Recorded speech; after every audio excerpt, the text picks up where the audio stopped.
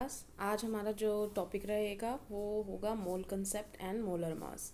मोल concept जो होता है उसके लिए आपको पहले ये समझना पड़ेगा कि 1 मोल कितने के बराबर होता है। मोल कंसेप्ट पे न्यूमेरिकल आते हैं, तो अगर आप 1 मोल कितना होता है अगर वो समझ लेते हैं तो आपके न्यूमेरिकल निकालना बहुत आसान हो जाता है। तो सबसे पहले 1 मोल कितना होता है। 1 मोल जितना भी हो किसी भी सब्सटेंस का, चाहे वो एटॉमिक हो, चाहे मॉलिक्यूलर हो, मतलब चाहे वो एलिमेंट हो, चाहे वो कंपाउंड हो, तो हर एक के अंदर उसके एवोगैड्रो नंबर पार्टिकल्स होते हैं। पार्टिकल्स का मतलब है अगर वो एटॉमिक होगा तो एटम्स होंगे, अगर उसमें मोलिकुलर होगा, मोलिक्यूल से बना होगा तो मोलिक्यूल्स होंगे। तो here is our definition that 1 mole is the amount of a substance that contains as many particles or entities as there are atoms in exactly 12 gram of the carbon 12 isotope। अब इसने वो Avogadro number का mention नहीं किया क्योंकि उसने ये बोला है कि कार्बन 12 में जितने होते हैं 12 ग्राम के अंदर, तो बेटा कार्बन 12 का मास कितना हुआ 12 ग्राम। तो इसका मतलब 1 मोल जो है वो 12 ग्राम कार्बन होता है, ठीक है ना, क्योंकि 1 मोल जो होता है वो एलिमेंट के एटॉमिक मास के बराबर होता है। और अगर कोई कंपाउंड होता है तो उसके मोलर मास मतलब मॉलिक्यूलर मास के बराबर होता है। तो अगर हम सिर्फ कार्बन की बात कर रहे हैं तो कार्बन का एटॉमिक मास कितना है 12। तो इसका मतलब फॉर कार्बन 1 मोल कितने के बराबर हो रहा है 12 ग्राम के बराबर, ठीक है। किसके लिए बात कर रहे हैं हम, कार्बन के लिए। अगर यहाँ पर हम लिख देते, मान लो आपसे कोई कहे कि 1 मोल नाइट्रोजन का बताओ कितना होता है मास, तो उसके एटॉमिक मास के बराबर। तो 1 मोल नाइट्रोजन कितना होता है 14 ग्राम, ठीक है ना। अगर अब हम मोलिक्यूल्स पे आ जाए, मोलिकुलर की बात करें, तो 1 मोल अगर आपको N2 पूछता कोई तो आप कितना लिखोगे, नाइट्रोजन के 2 हैं तो 14 इंटू 2 28, आपको मोलर मास कैलकुलेट करना बताया था, तो इसका हो जाएगा 28। तो इसका मतलब अगर कोई 1 मोल चीज़ है, अगर वो फॉर एग्जाम्पल कोई एलिमेंट लिख के दे रहा है आपको, तो इसका मतलब वो एटॉमिक चीज़ है, तो उसमें 6.02 टू 10⁻23 एटम्स होंगे। तो अगर हम बात कर लेते हैं पहले एटॉमिक की, ठीक है ना, पहले एटॉमिक की बात कर लेते हैं कि अगर कोई चीज़ एटॉमिक है, एटॉमिक मोस्टली एलिमेंट फॉर्म को में आएगा क्योंकि वही एटम से मिलके बनी होती है। तो फॉर एग्जांपल अगर मैंने लिखा 1 मोल, मान लो मैं अभी किसका लिख लेती हूँ, ऑक्सीजन का लिख लेती हूँ।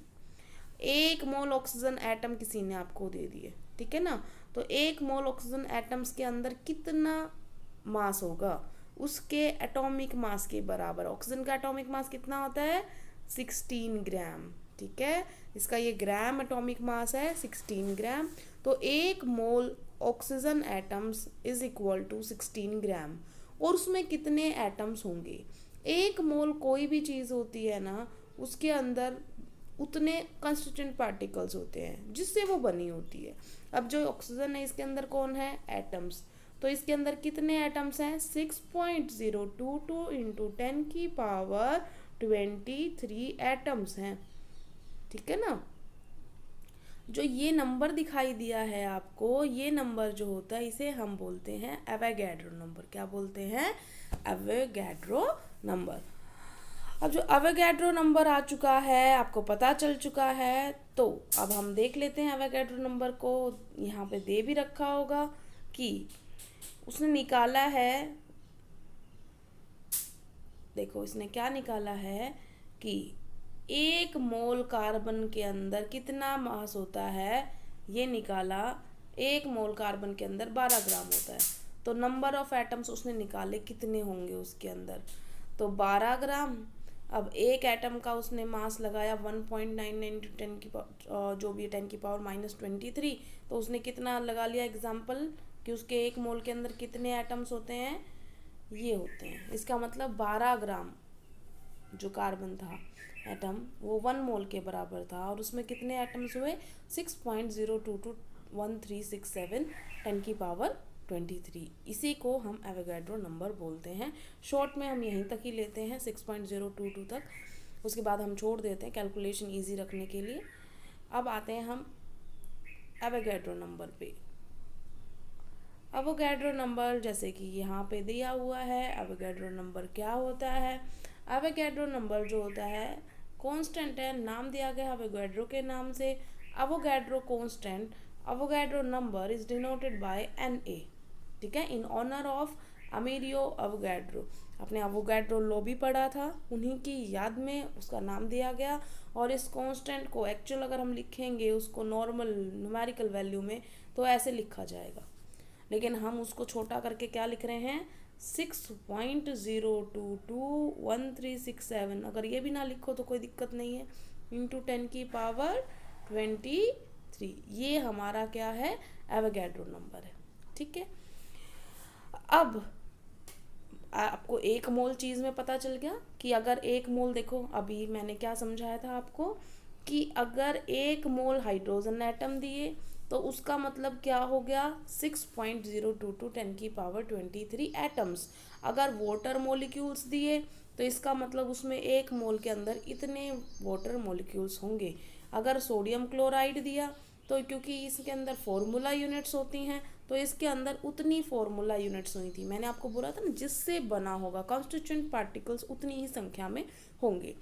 अब इसके बाद हम आते हैं नेक्स्ट कि अगर मास की बात करें तो अभी ये मैं बता चुकी हूँ आपको, the mass of 1 mole of a substance in gram is called its molar mass.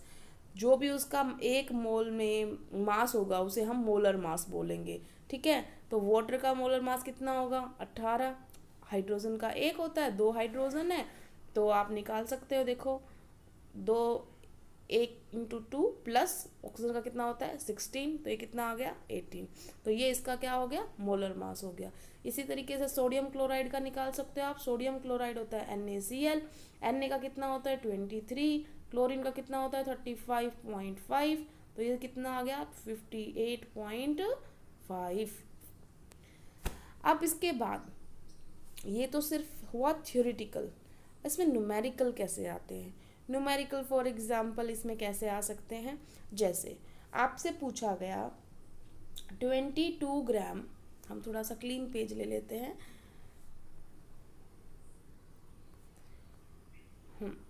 यहाँ पे ठीक है।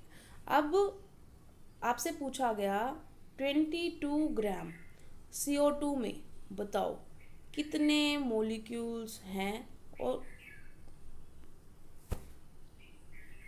कितने मोल हैं, ठीक है ना। मोल भी पूछा, मोलिक्यूल्स भी। तो मोल निकालने का बेटा, मोल का हमने n से सिंबल लिख दिया, ठीक है ना। मोल्स को हम n लिख सकते हैं। अब नंबर ऑफ मोल्स निकालने का फॉर्मूला क्या होता है, जो चीज़ दे रखी है, किसी भी चीज़ में दे रखा हो, चाहे वो वॉल्यूम दे रखा हो, चाहे वो एटम्स दे रखा हो, चाहे वो मास दे रखा हो, जो चीज़ दे रखी है बटे में एक मोल में वो चीज़ कितनी होती है। क्या बोला मैंने, यहाँ पे क्या मास, यहाँ पे गिवन मास दिया हुआ है। अगर यहाँ पे गिवन मोलिक्यूल्स होते तो हम मोलिक्यूल्स लिख देते कि गिवन मास बटे में उसका कितना, एक मोल में मास, इसका मतलब उसका मोलर मास, ठीक है। तो ये हम लिख देते हैं। तो ये हो गया नंबर ऑफ मोल्स निकालने का फॉर्मूला। अब हम कैलकुलेट कर रहे हैं n इज इक्वल टू, देखो कितना प्रोवाइड था 22 और CO2 का अगर आप निकालोगे तो देखो C का होता है 12 और ऑक्सीजन थे 2, तो 16 दूनी 32, तो ये कितना आ गया हमारे पास उसका मोलर मास 44। तो ये हो गया हमारे पास 1/2, इसका मतलब 0.5 मोल्स आ गए हमारे पास। ये बात समझ में आ गई होगी, नहीं तो आप हाफ मोल भी करके लिख सकते हो। आपका मोल कैलकुलेट कर लिए। अब हमने निकाले हैं नंबर ऑफ मोलिक्यूल्स। अब आपको पता है कि एक मोल जो होता है उसमें कितने मोलिक्यूल्स होते हैं 6.022 10 की पावर 23 CO2 मोलिक्यूल्स होते हैं। तो आपको अगर आपने मोल निकाल ही लिए तो 0.5 मोल में कितने होंगे निकाल सकते हो। इनटू में क्या हो जाएगा 0.5 या 1/2 कर दो तो कितने आ गए 3.011 इंटू 10 की पावर 23। मैंने डायरेक्ट इंटू कर दिया 1/2 से, 2 से कटेगा तो ये 3.011 आ जाएगा। ये क्वेश्चन समझ में आ गया, ठीक है। अब हम दूसरा करते हैं, ठीक है। तो दूसरा क्या करें, फॉर एग्जाम्पल आपसे पूछा गया कि 14 ग्राम, क्या बोल रही हूँ मैं, 14 ग्राम नाइट्रोजन गैस प्रोवाइड की गई है आपको, और आपने बताना है क्या, मोल्स एंड मोलिक्यूल्स, ठीक है।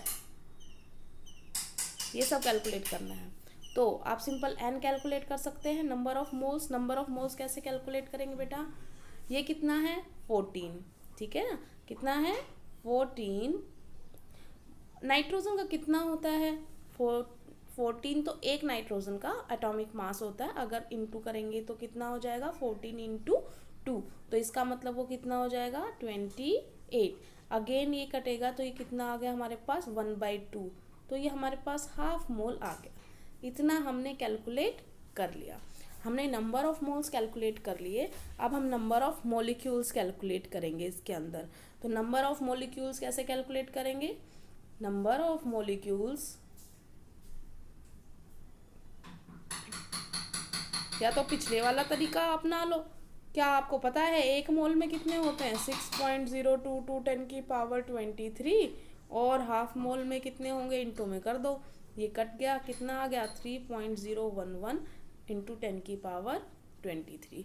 ये आपका आंसर आ गया, समझ में आ गया होगा, ठीक है। अभी तक हमने क्या पढ़ा है वो एक बार मैं रिकॉल कर रही हूँ, और एक चीज़ और ऐड कर देती हूँ कि एक मोल जो कोई भी अगर गैस होती है तो उसका वॉल्यूम जो है वो फिक्स होता है, वो होता है 22.4 लीटर, 22.4 लीटर।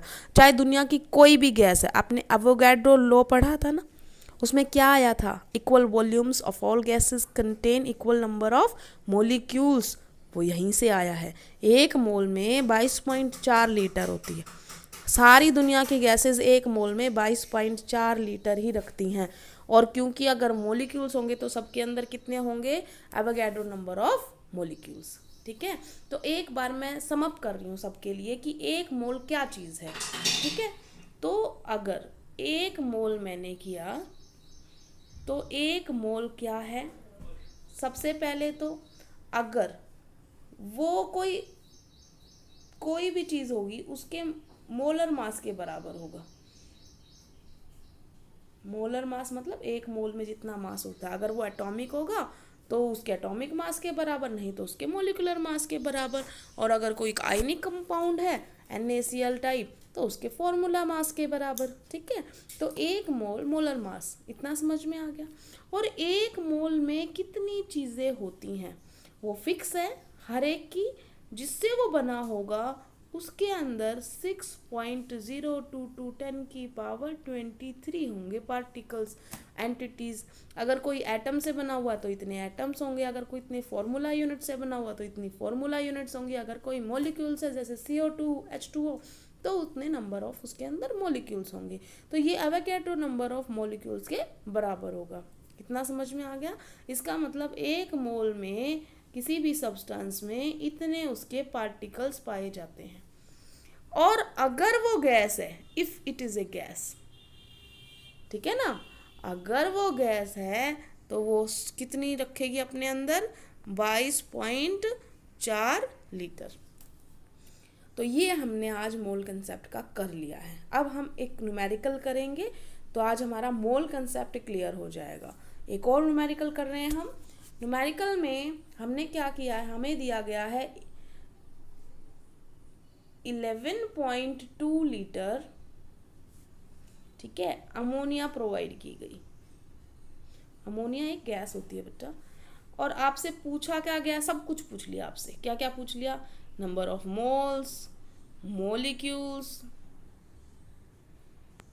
ठीक है, वॉल्यूम, और कुछ बच गया, मास, वॉल्यूम तो दे ही रखा है, सॉरी, मास पूछा है, ठीक है ना, कितना मास है। तो अब हम शुरुआत करते हैं नंबर ऑफ मोल से।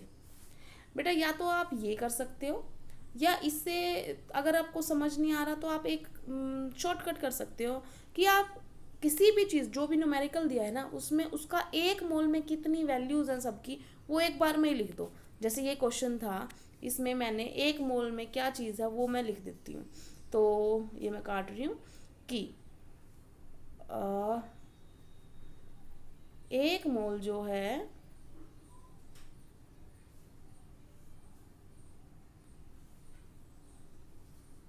एक मोल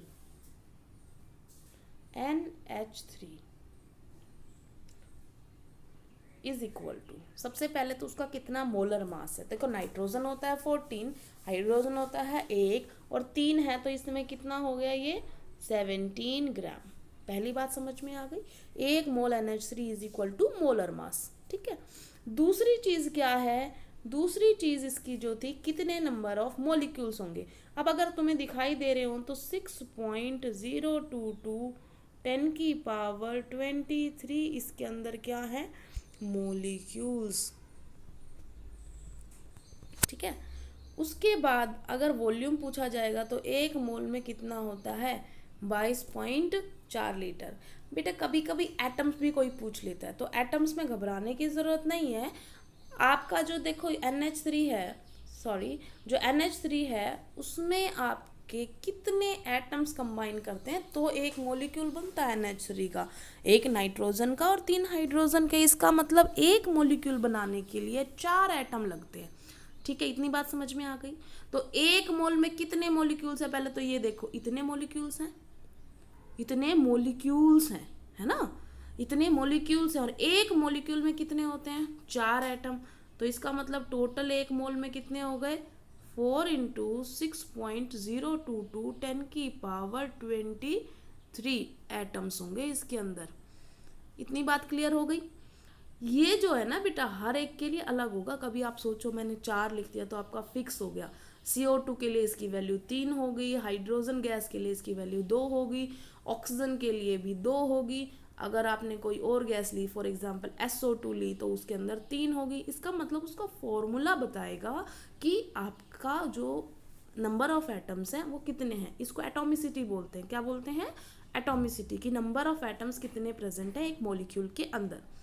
अब ये अगर आपने एक मोल की लाइन लिख ली तो आपको कुछ करना ही नहीं, आपको सारा हो गया सोल्व। क्वेश्चन कैसे हो गया, देखो आपको क्या प्रोवाइड किया गया था, आपको नंबर 11.2 लीटर प्रोवाइड किया गया था। तो मैंने आपको क्या बोला था नंबर ऑफ मोल्स निकालने के लिए, कि मैं इसको आपने अगर लिख लिया हो या देख लिया हो तो मैं इसको इरेज कर रही हूँ। तो हमने नंबर ऑफ मोल्स निकालने के लिए जो प्रोवाइड था, मैंने आपको फॉर्मूला क्या कहा था नंबर ऑफ मोल्स का, कि जो प्रोवाइड किया गया है, क्या प्रोवाइड किया गया है 11.2 लीटर। आपने एक मोल की अभी लाइन लिखी थी, उसमें कितना आया था, कितना लीटर आई थी गैस, 22.4 लीटर। ठीक है ना, तो ये कट गया, कितना आ गया 1/2। ठीक है ना, तो 0.5 मोल या हाफ मोल आप लिख सकते हैं।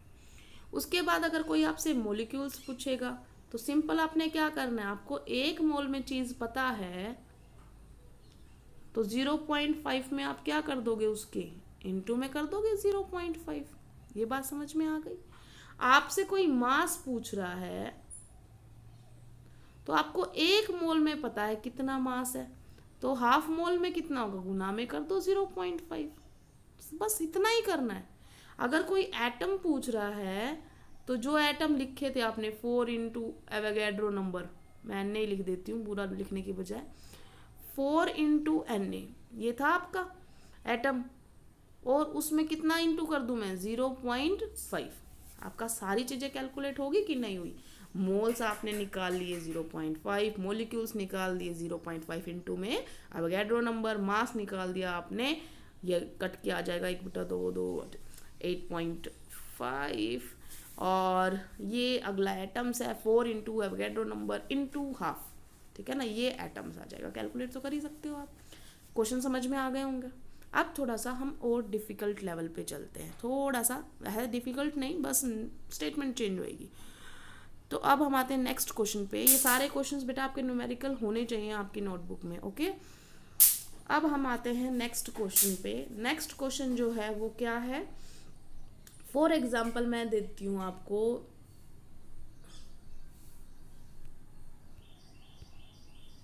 3.011 इंटू 10⁻24 एटम्स दिए गए हैं आपको, किसके? कार्बन के। आपने क्या बताना है? आपने मास कैलकुलेट करना है, मोल्स बताने हैं। क्वेश्चन समझ में आ गया? ठीक है, क्वेश्चन नोट डाउन कर लिया। अब हम आते हैं सॉल्यूशन की साइड। तो सॉल्यूशन में मैंने आपको क्या बोला था? आप कुछ मत करो, आप एक मोल में जितनी चीज़ें लिख सकते हो वो लिख दो।